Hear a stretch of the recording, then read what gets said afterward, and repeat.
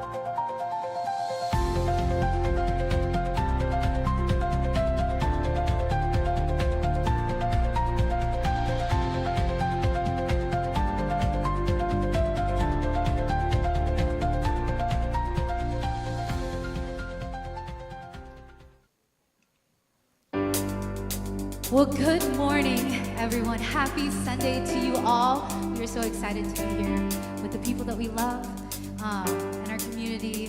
Thank you for everyone who's watching online. Thank you for joining us. If you are able, would like to, if you want to stand as we sing songs together.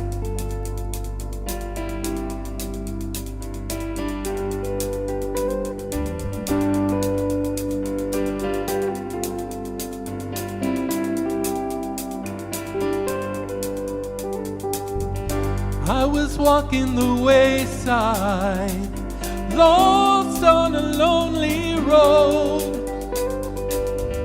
I was chasing the high life, trying to satisfy my soul. All the lies I believed in left me crying like the rain. Then I saw lightning from heaven, and I've never been the same. I'm gonna climb a mountain, I'm gonna shout about it. I am a child of love. I found a world of freedom, I found a friend in Jesus. I am a child of love.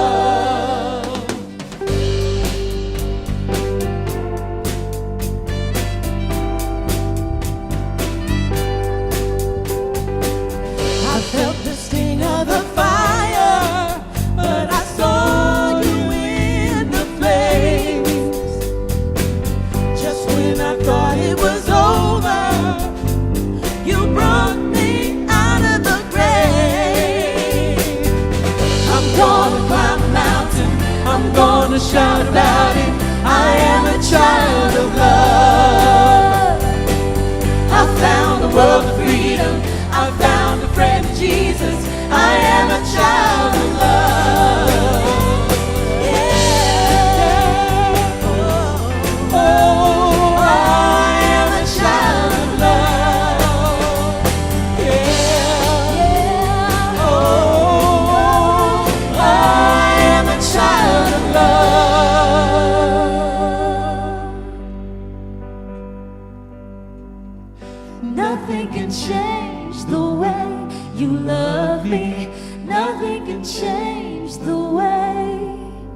Oh, I belong to you. Yes, I do. Nothing can separate. Nothing can change the way you love me. Nothing can change the way I belong to you. Yes, I do. Nothing can separate. I'm gonna climb a mountain. I am a child of love. I found a world of freedom. That's right. I am a child of love. I'm gonna climb a mountain. I'm gonna shout about it. I am a child of love. I found a world of freedom. I found a friend in Jesus. I am a child of love.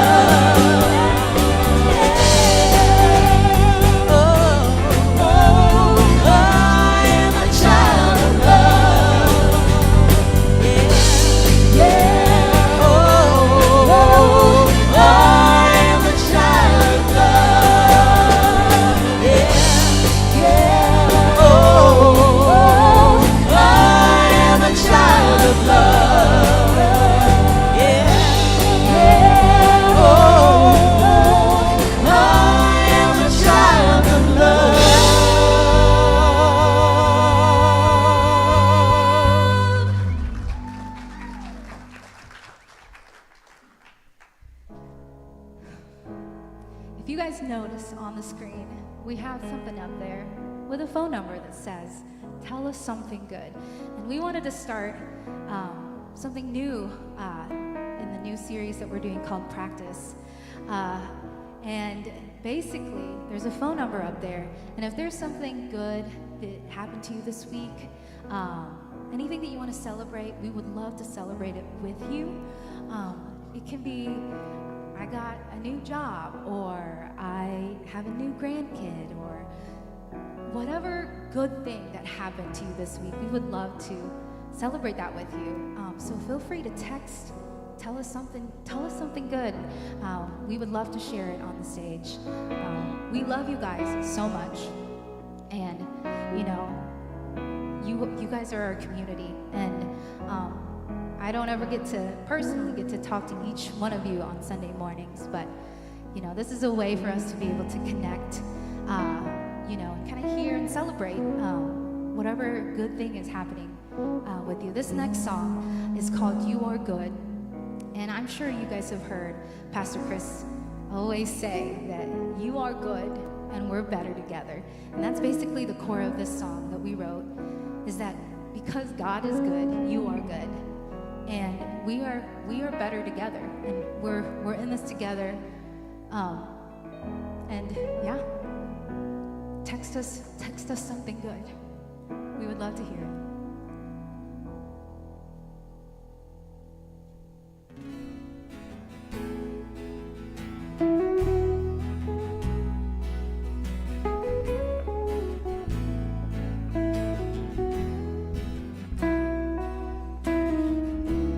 Like a river through the desert, like a fire in the cold. You are moving in the broken turn, fear to faith made bold. In our silence, in our questions, in unknowns, you are closer than we know. 'Cause you are good, and we're better together when things go wrong. We are never alone, sheltered in love. No matter the weather, 'cause you are good, and we're better together.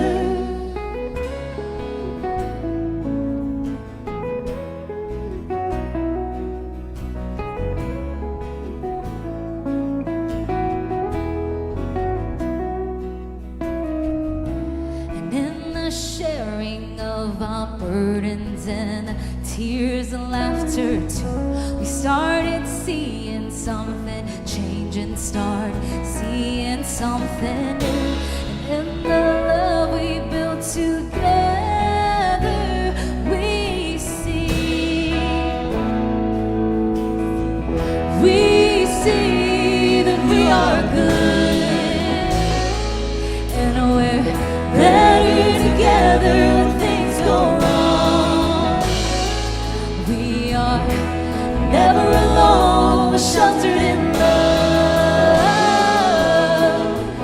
no matter the weather, 'cause we are good, and we're better together, 'cause you are good.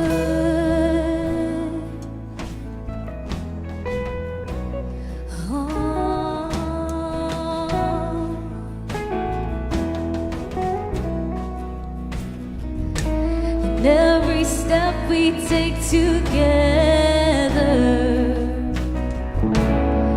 and every hand that's reached, shows the love that keeps us whole, and teaches what it means that we are good, and we're better together when things go wrong. We are never alone, we're sheltered in love,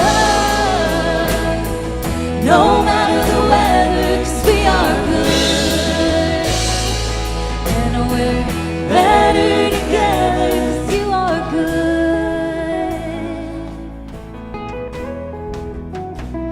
You are good.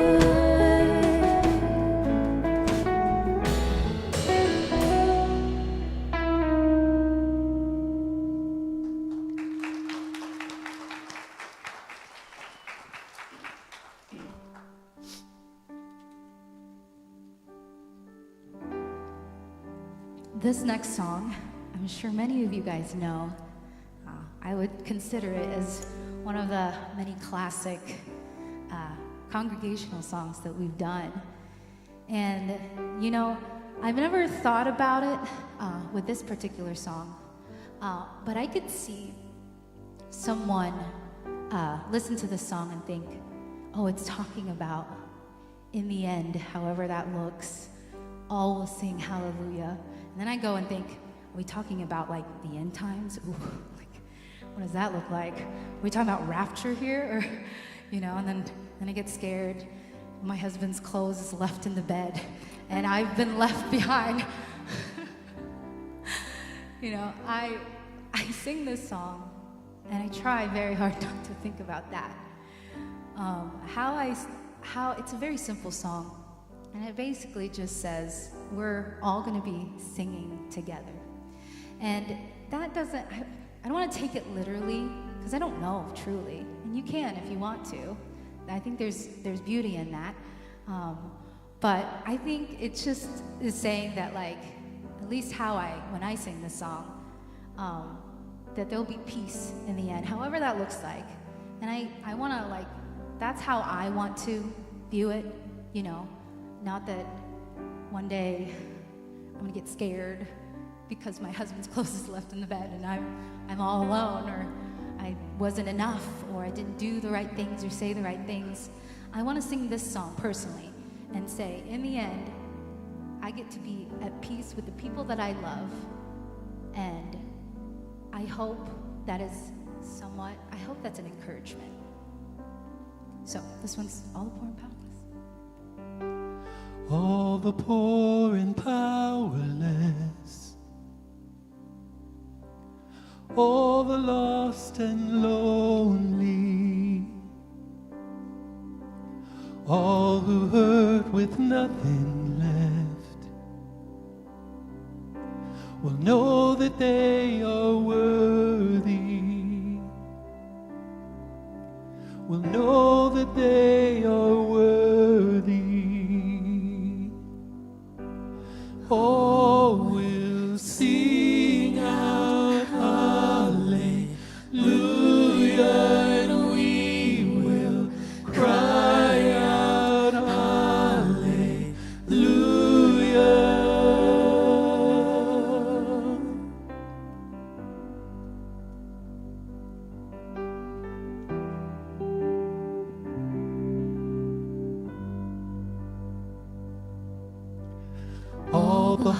those who are content, all who feel unworthy, all who hurt with nothing left, will know that they are worthy, will know that they are worthy. Oh, we'll sing out hallelujah, and we will cry out hallelujah, and oh, we'll sing out hallelujah, and we will cry out hallelujah.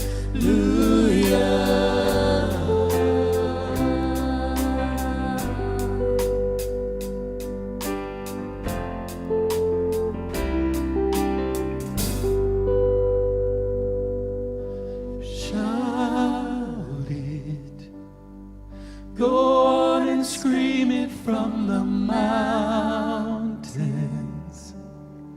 go on and tell it to the masses that He is love. Shout it, go on and scream it from the mountains, go on and tell it to the masses that He is love. Shout it, go on and scream it from the mountains,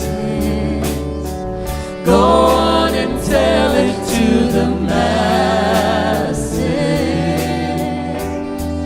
that He is love.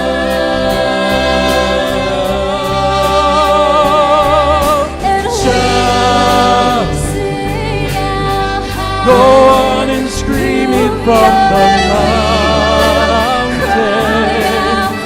go on and tell it to the masses that He is love. Shout, go on and scream it from the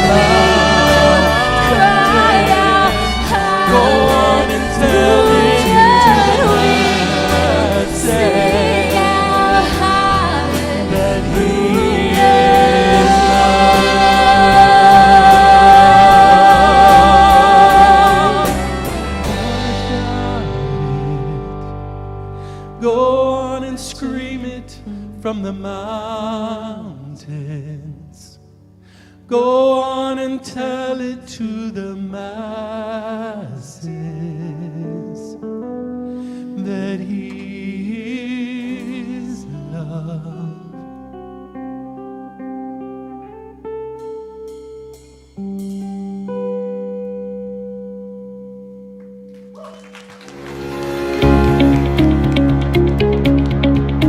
Well, good morning, everybody. My name is Michelle. And my name is Whitney, and we are so happy that you're here. We're going to hit you with 3 announcements very quickly. Yes, the first one is that Family Venue is having a back-to-school bash on Saturday, August 15th at 10 a.m. on the East Lawn here at the church. There'll be games, foam cannons, throwable paintballs. Woo! It's going to be so much fun. You don't want to miss it. If you have kids, if you're a big kid, come. It'll be fun. Yeah, wear something you can get messy in. That Yes. sounds really messy. It's going to be messy. And fun. All right, next up we have RISE. RISE is a free 17-week financial empowerment program. Wow, I can't believe I didn't mess that up. It is starting soon in August, which is right around the corner. We provide childcare. It is life-changing. You want to check it out if you need a little help with your finances. You can learn more at thevenues.org. And Josh Golden does a great job leading that group. So, all right, the last thing is Venues Palooza is just around the corner. So excited. It's our biggest service day of the year. It's huge. It's It's huge. kind of what we're known for. Yes, it is. So save the date, September 20th. That's a Sunday. There'll be more info rolling out here soon. So be sure that you look out for that. It's going to be awesome. There's going to be t-shirts. It's such All a the good things. time. Yeah, mark it. Save it on your calendar. If it is your first time visiting us here at the venues, my name is Whitney. I will be in the lobby and I can give you some info about this amazing place. If you want to know about upcoming events, fun things around the corner, you can always follow us on social media or check us out on the website. All right, we love you guys. That's short and sweet. We did it. So, see you guys later. Bye. Bye.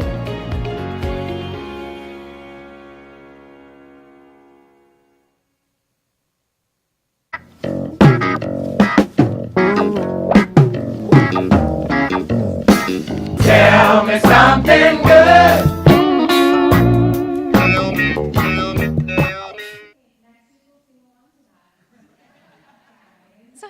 Also, I know I need to talk louder based on that video announcement, so I will try to be louder in the future. All right, we are going to share some Tell Me Something Goods, and they're really good. Also, this is Ollie.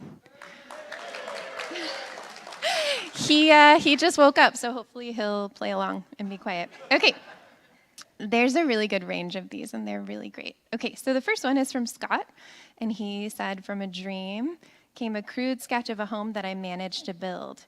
This week, 300 days after my dream, my kiddos, my dog, and I stayed for the first night together in their new house." This one says, "I hit 5 years at my job."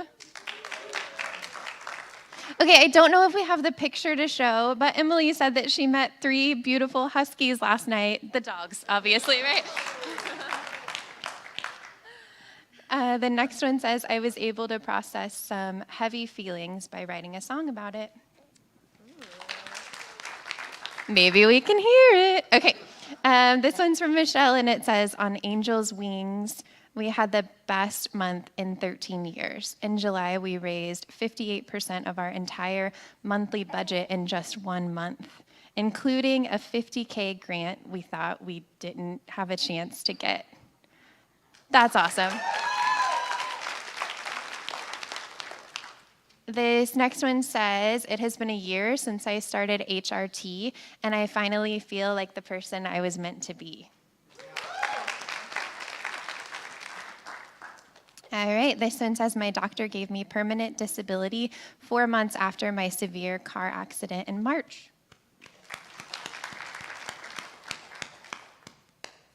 I made some amazing meatballs last night. I'm telling you, we have range. Okay, this one's from Andrea online. "I finally found a home for a stray kitten that I've been nursing back to health." Oh. Chris, there's so many. Okay, I'm like, how much time do I have? We can, you know what? You can teach another day. Okay. This one says, "My girlfriend and I got an apartment together." Oh, and maybe this is the same couple. "My partner and I created a lease on our first apartment." And then I'm going to make this one the last one. I think we have a video after, though. "My mom rang her bell for her last chemo."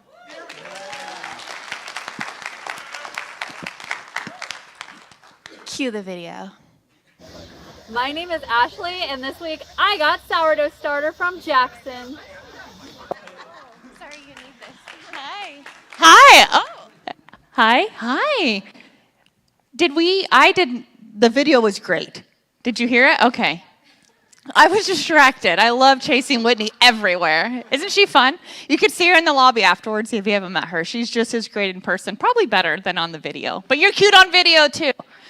Hi, good morning. I'm Amanda, and we're getting away from it, aren't we? So I've spent most of my adult life working with kids and adults who've experienced trauma, struggling with behavior, simply felt like they didn't fit in or fit the mold of anything that they were expected to. So if there's one thing they've taught me, it's that people grow when someone believes there's more to their story than what's happened to them. And that's why we're going to sing a song this morning from Kelly Clarkson. I'll talk about it and maybe you'll guess by the end what it is. So this song isn't just about leaving a small town or chasing a dream. To me, it's about finding the courage to become who you really are. Even when that's uncomfortable or uncertain, it's about realizing that the life everyone else imagined for you is not what you have to choose to do. For some of us, maybe the thing we're breaking away from is shame itself. Shame has a way of convincing us that we're too much, not enough, too different, too broken, too whatever, and that we're unworthy of love. But that's not the story that God tells us. That's not the story that I would venture to say people that love you, really love you, would tell you. In Psalm 139, we're reminded that we are fearfully and wonderfully made. To me, that doesn't mean we're expected to be perfect. It means that each of us was created with intention, with inherent worth, and with a dignity that doesn't disappear because our mistakes or our identities, our questions, or the ways that we have been rejected. It means that we don't have to earn the right to belong. We already belong. You belong. The thing I appreciate most about this song is that it doesn't pretend that change is easy. It acknowledges that stepping into something new can be scary, but it also reminds us that staying stuck where we are isn't the only option. You do have the option to do different, to be different. And if you're not sure what those options are, come and talk to us. We'll help you explore anything that you need. So as you listen, I hope you hear whatever this song called Breakaway. I want you to think about what your breakaway is. Maybe you need to break away from fear, maybe shame. Maybe it's just someone else's expectations that you just feel like you'll never live up to, and they think you might be a completely different person if that's what they want you to do. Or maybe it's simply taking one more step, but towards believing that you are already good enough. So this morning, we're going to hear Breakaway by Kelly Clarkson. And if you sent a Tell Me Something Good and we didn't get a chance to share it, we will. We will continue to be sharing those. So thank you guys for sending those over. What an encouragement. So, all right.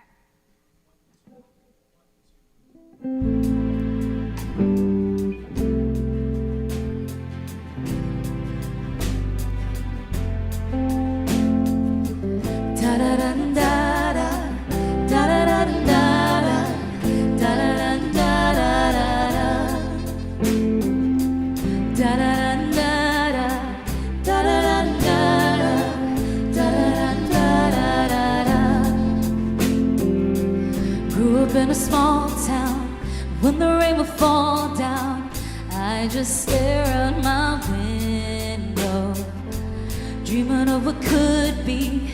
And if I'd end up happy, I would pray, trying hard to reach out, but when I try to speak out, felt like no one could hear me. Wanted to belong here, something felt so wrong here, so I prayed I could break away.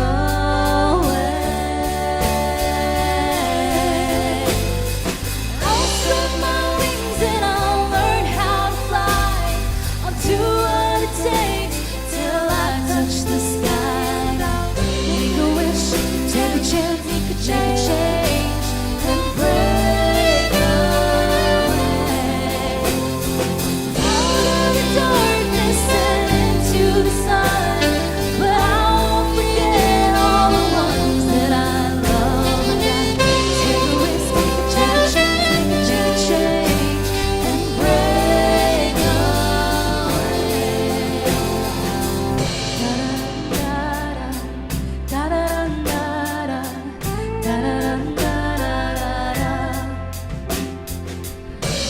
Feel the warm breeze, sleep under a palm tree, feel the rush of the ocean, get on board a fast train, travel on a jet plane far away, and break away.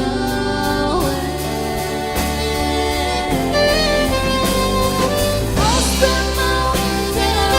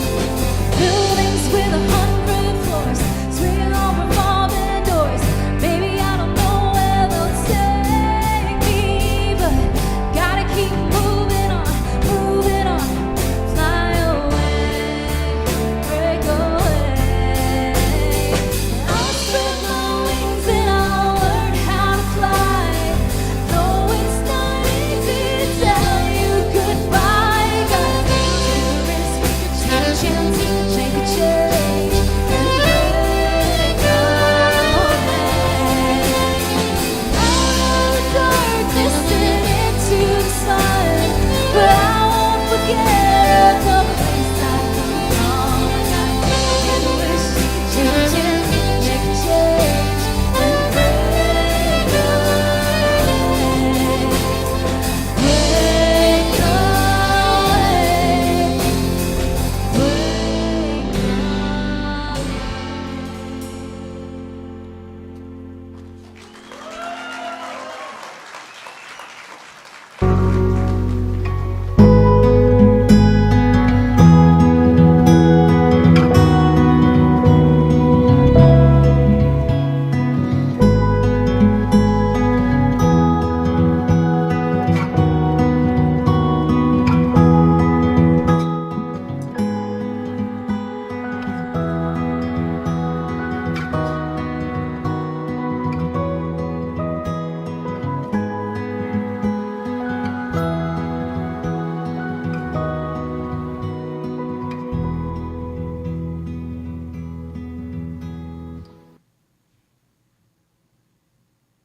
These are my house shoes.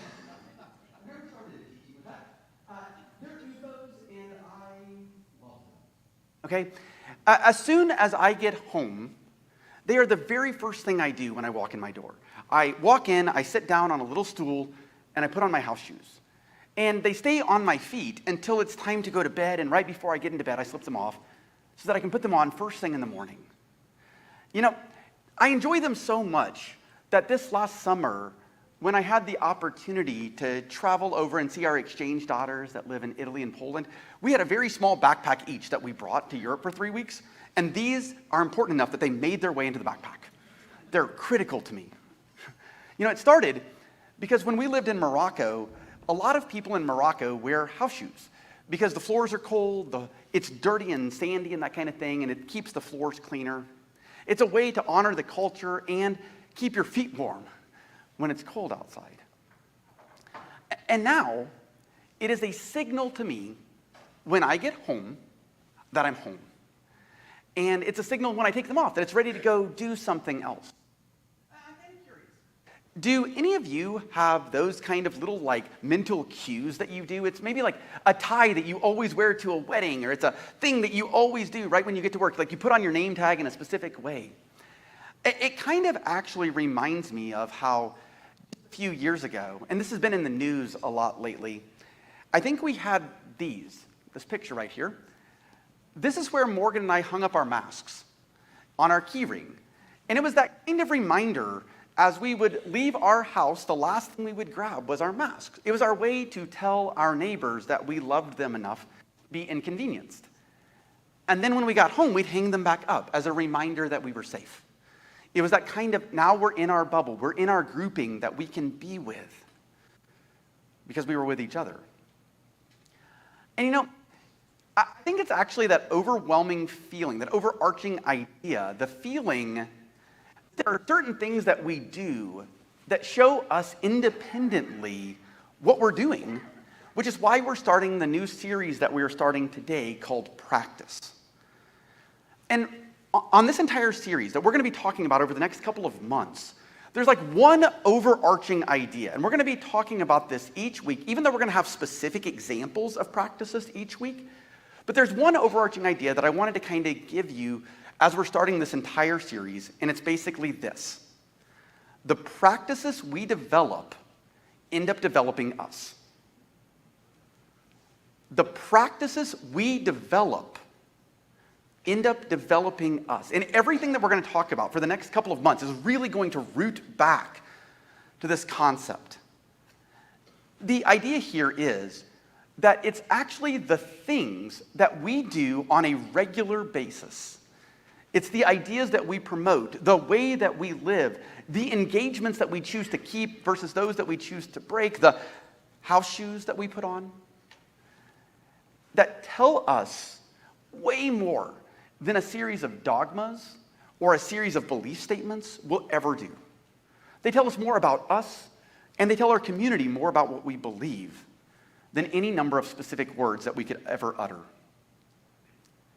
And ultimately, the reason that we decided to do this series, back when we were starting to talk about it several months ago when I was meeting with the teaching team, was this, that over the last several years, I keep getting the same questions over and over. And I want to share a couple of iterations of these with you because they're questions that drive a lot of this. One of the questions is, I've started untangling my faith. Now what? Or, I know I don't believe the things that I used to, but what do I do?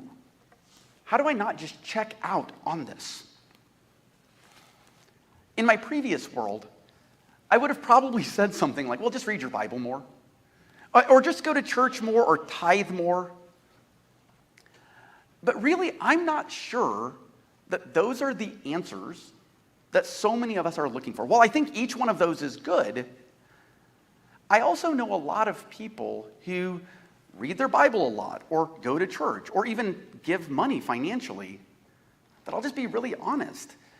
I don't know if they're the person that I would want representing the path of Jesus to be immigrant, or to our unsheltered friends. And so what we're going to be doing over these next several weeks is asking this question about what are the things that we do? What are the things that, if you look at the path of Jesus, if you look at the stories of the Christian tradition, what are the things that we could be doing that are actual practices that help us answer these but what now questions?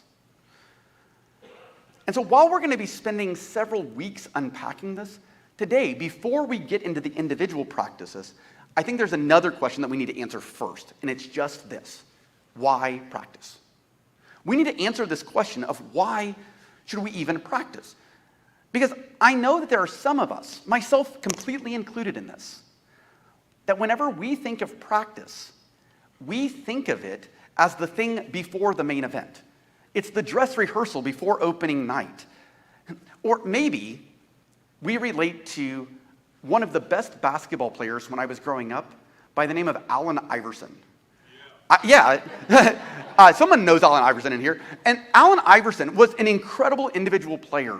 Incredible. One of the best ball handler, shooters, led a team, played every minute of every game, it seemed like.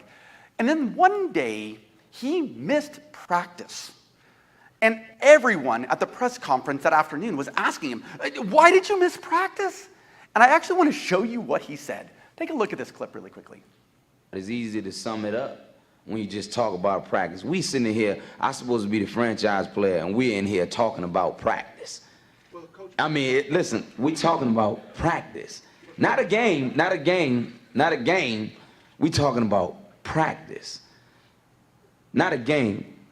Not the game that I go out there and die for and play every game like it's my last. Not the game. We're talking about practice, man. How silly is that, man? We're talking about practice. I know I'm supposed to be there. I know I'm supposed to lead by example. I know that. And I'm not shoving it aside, like it don't mean anything. I know it's important. I do. I honestly do. But we talking about practice, man. What are we talking about? Practice? We're talking about practice, man. We're talking about practice. We're talking about practice. We ain't talking about the game. We're talking about practice, man. There we go. Yeah. Philly guy back there. Here's the thing. Many of us, I think, relate to this. I think that we get the idea that we think it's about the game. We have been told by society that it's all about the game. It's about the performance. It's about opening night. It's about passing the bar exam. It's about doing the thing at the end of the struggle. And I think maybe we got it wrong. I think maybe the thing that has been rewarded for so long, the end product, has meant that we've overlooked the process that it takes to get there. And look, I could be wrong about this, but I think maybe we need to start rethinking this whole process. As we jump into that, I think it's important that we have an idea what we're talking about when we talk about practice. And there's this guy who wrote this book called After Virtue. His name is Alistair McIntyre. And I'm not going to read the whole book to you because it would take forever. And I'm actually not even going to quote him because his writing is very, very lengthy whenever he talks. And that's me saying that. But he describes practice very, very well. He was a Scottish philosopher, and he was writing, and here's kind of the crux. Please trust me, this is kind of a good summation of his thought about practice. He says that every practice basically has two kinds of goods. External goods you could get any number of ways, like money or fame or status, and internal goods that you can only get by doing the practice itself. So he says basically there's two components of a practice. Like if I'm sitting there playing a video game on my phone, it's not really practice because there's no external benefit. I might feel calmer, but I'm not really getting an external benefit out of it. And so as an example of what a practice truly was, he said 18th century Renaissance painters would be a good example of this. That there was a practice that they would get out of it where they would paint and they would get external rewards, maybe money, maybe fame, maybe like political or religious acumen. They would be lifted up. But there was also this other part of the practice where they would literally take the brush and run it across the ceiling or run it across a canvas. And in doing so, they would learn more about what humanity looked like. And so it would teach them while it allowed them to do something else. And so this morning and over these next several weeks, as we talk about practice, specifically as we talk about spiritual practices, we're going to look at both how they impact us independently and also how they affect the world that we live in. Because reality, at least the way I understand it right now, and I'll admit I could be off on this,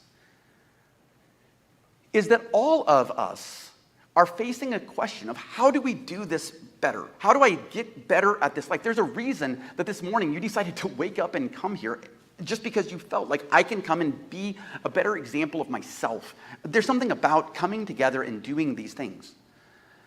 And sometimes we are struggling because we face like very visible and very obvious struggles, whether it's like a financial struggle or a loss of a job, and we understand kind of what those are.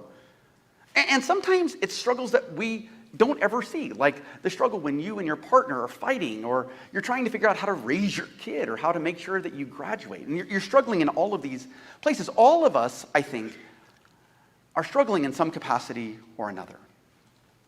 So throughout this series, what we're going to do is we're going to look at practices that help us do the things that we believe help us advance this further as individuals and as a community. And realistically, if you were to take everything that we do here at the venues, we say a lot. Like, we believe here that you are good and we're better together, okay? This morning, I was super excited that we got to celebrate all of the Tell Me Something Goods, by the way, and that was incredible. Like, you all blew me away. We're going to do that every week, so feel free. If you have other things, text them in, let us know.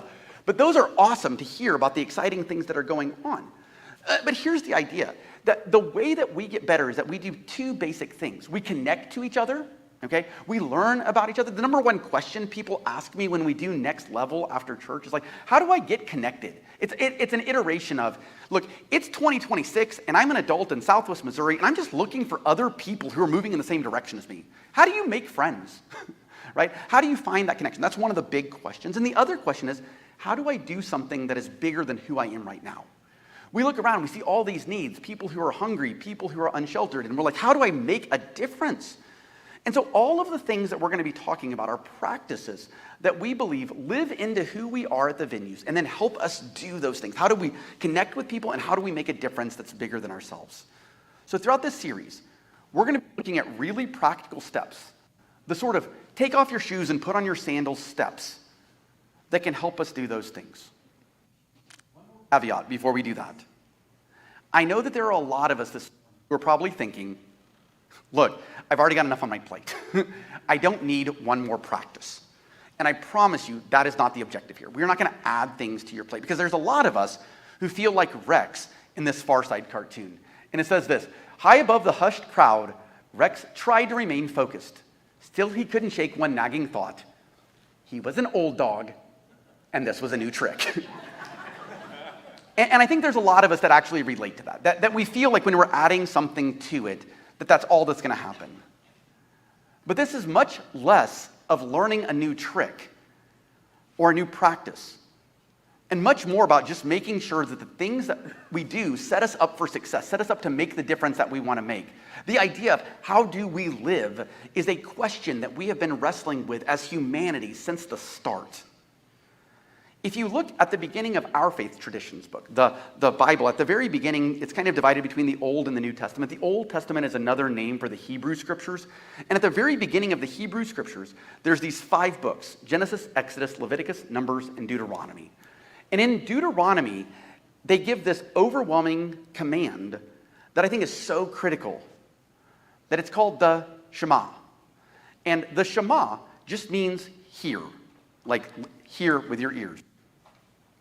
And I front that this text, although it gets used in Christianity often, this is still a living text in Judaism. This is still one of those texts that they live into. It's really dynamic for them as well. So I don't want us just to think that this text was just written for us, but I do think there are things that we can learn from it. And so this morning, we're going to look at it, we're going to read it, and we're going to see how we can take the lessons from it and answer this question of why we practice. The text starts this way: Shema, or hear, O Israel. The Lord is our God, the Lord alone. You shall love the Lord your God with all your heart and with all your soul and with all your might. Now that might look familiar to you. You might have heard that in the past, and it might not look familiar to you, by the way, and that's okay. But you might have heard it as part of what Jesus says is kind of like the great commandment. That, like, love the Lord with all your heart, love your neighbors yourself. And you kind of look at that and you think, okay, that's the beginning of that. That must be what it's used for. But when this was originally written, that's not where it finished. And it didn't start next with, and love your neighbor as yourself. So I actually want to look at the next part, because that's where we understand the idea that we play into this. It continues by saying this: keep these words that I'm commanding you today in your heart. Recite them to your children. Talk about them when you're at home and when you're away, when you lie down and when you rise. Bind them as a sign on your hand. Fix them as an emblem on your forehead, and write them on and on your gates. And listen, I know that is a long text. I know there's a lot of words there, and it's kind of complicated. So I want to try to give us 2 handholds today that I think that if we embrace them, we can understand why we practice. And the first is this: that practice by itself develops us because it affirms who we are. Okay, let me say that again, because it's really, really important. That practice by itself develops us because it affirms who we are. When I get up in the morning and I go to the gym, it makes me a gym person. Seriously, I become a gym person because I go to the gym. Just that act of going to the gym makes me that person. It doesn't matter how many weights I lift. It doesn't matter if the person standing next to me can lift 3 times as much as I can lift. And they can. It's kind of embarrassing. It doesn't matter if I just go in for a short cardio session, or if I just drive to the gym and think, I'm not feeling it today, and I drive home. I am a gym person because I go to the gym. And in this text, when the practice first starts, it starts with this word Shema, which just means hear. And I want you to notice what it doesn't say. It doesn't say believe. It doesn't say affirm. It doesn't say, think this way really deeply. It says hear. But this idea of hear was not passive. It's easier to kind of think about it that Moses was basically saying here, look, we're driving on a road trip, and you need to wake up and sort of like roll your windows down, turn the radio up to infinity, and stomp on the brakes. Hear this right now. I like what Reverend Stephanie Anthony says about this. She writes, "Hear this, O Israel, wasn't just a gentle invitation. It was a command. It was an alert. It was a cry to the people to pay attention, because the words that followed were going to be crucial words for the way life is to be lived together." If we have this idea that we want to live life together, we want to connect, we want to make a difference in our community, what is so important to hear? Well, Reverend Linda Noonan did some research on this. And I think what she has to share here is going to be so incredibly helpful for you. It was for me as well. She does some tracing about this phrase, like the Lord your God. And she says, we read that in English and we just kind of say, okay, God's name is God, whatever.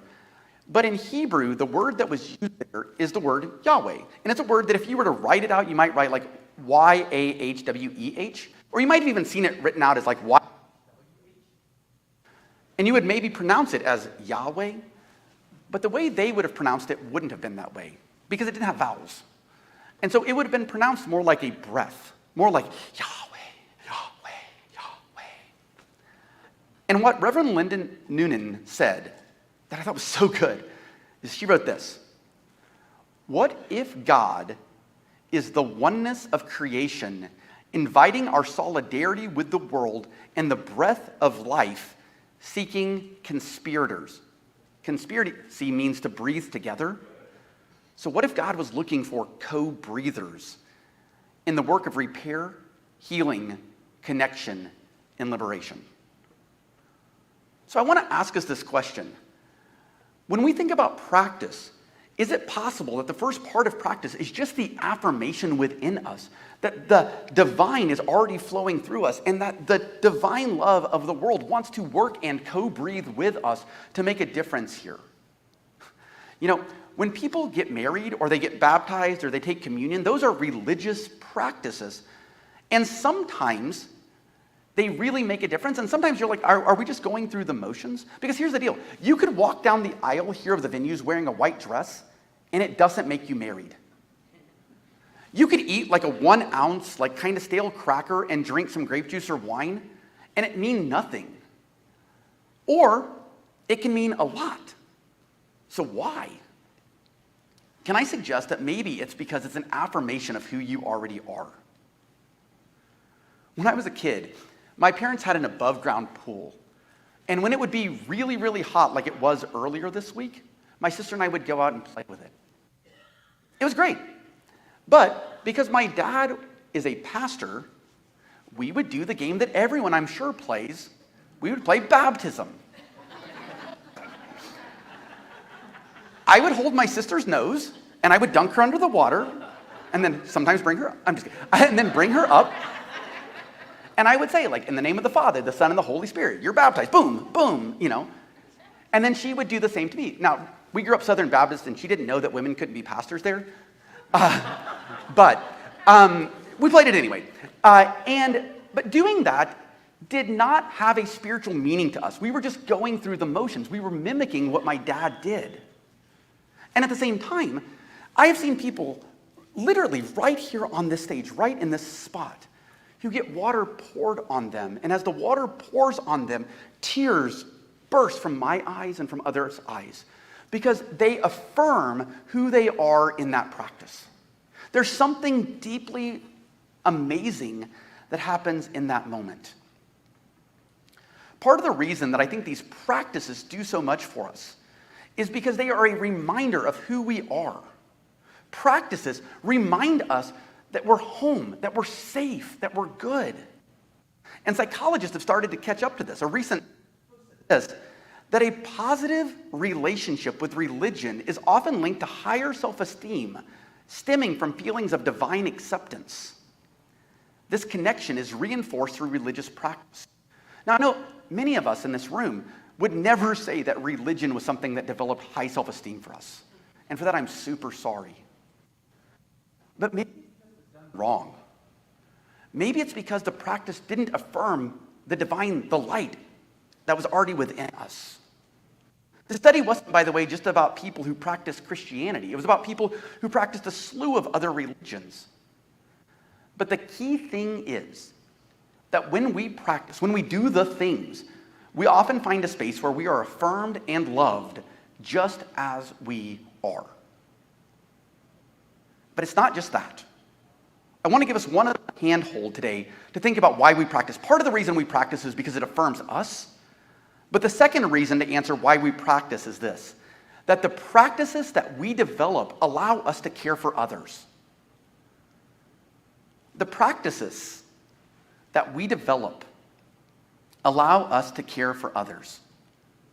This morning when we read the Tell Me Something Goods, one of the things that those do is they remind us that there is good in this world. If you spend all day just scrolling on social media, you won't believe that. So we've started a practice because we need to be reminded that there is something good in this world, that it's worth figuring out, that people are worth working with, that there's a reason to move forward.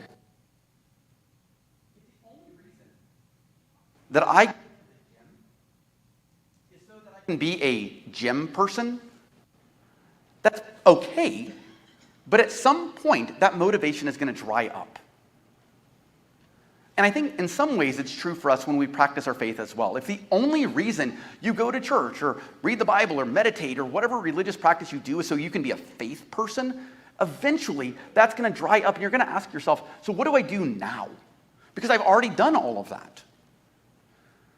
But the reason even on mornings I don't want to, is not because I want to be a gym person.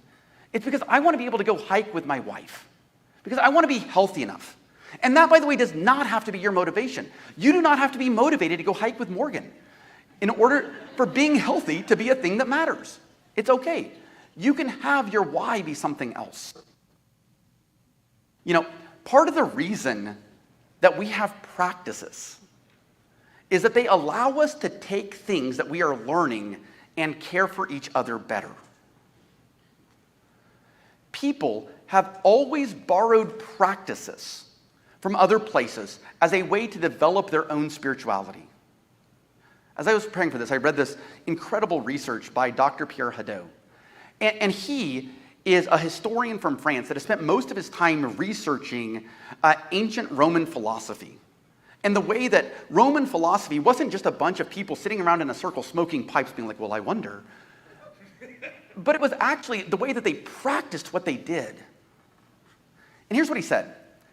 He said, ever since the first centuries of the church's existence, Christian spirituality has been the heir of ancient philosophy and its spiritual practices. If you go back to the original text that we started with, the Shema, it gave incredibly specific instructions that they were to do. Keep these words, recite them to your children, talk about them when you're at home, bind them as a sign on your hand, fix them as an emblem on your forehead, write them on the doorpost of your house. And there are some writers who thought that the original Hebrew people who read this would have taken that very literally. They would carry around boxes on their head that had the Shema on it, or they would take like the 1500 BCE version of a Sharpie, and they'd write like, at 5 you were this tall, and here's the Shema on their door.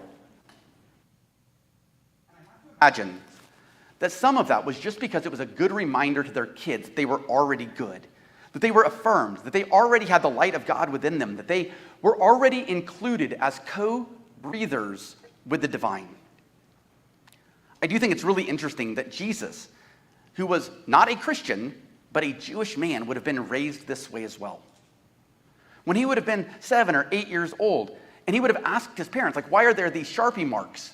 They would have reminded him he was already affirmed. And the fact that when it ends, he says in the New Testament this verse that many of us may have heard. You should love the Lord your God with all your heart, with your soul, and your mind, and all your strength. And the second is this, you shall love your neighbor as yourself. There are no other commandments greater than these. Remember, Jesus was a Jew.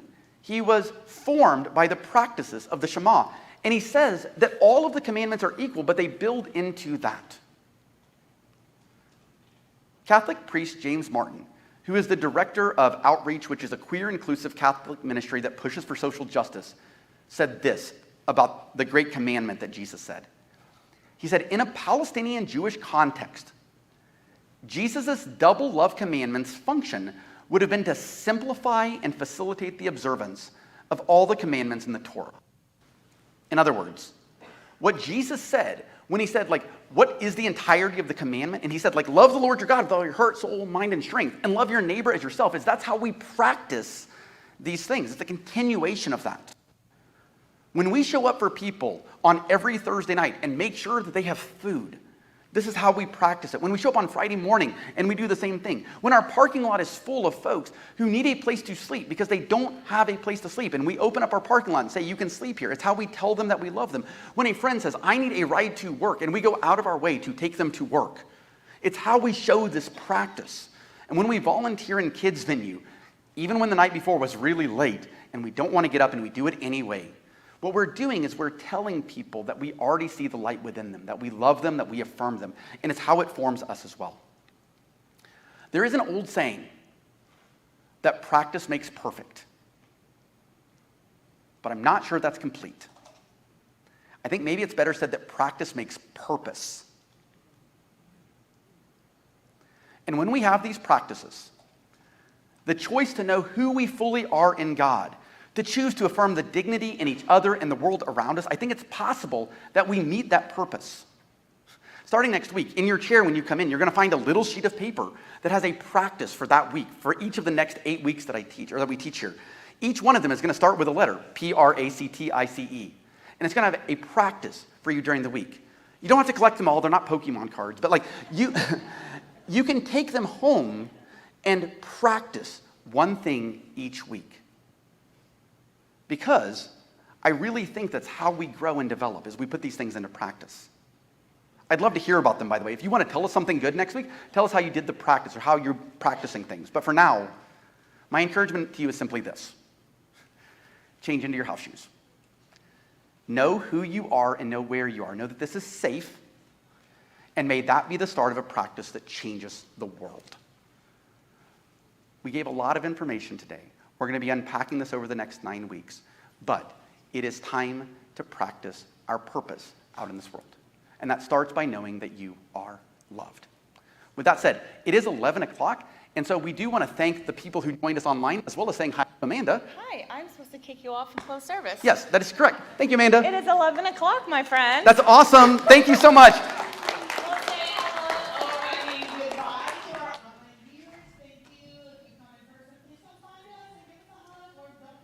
Want to? It's cool. Anyway.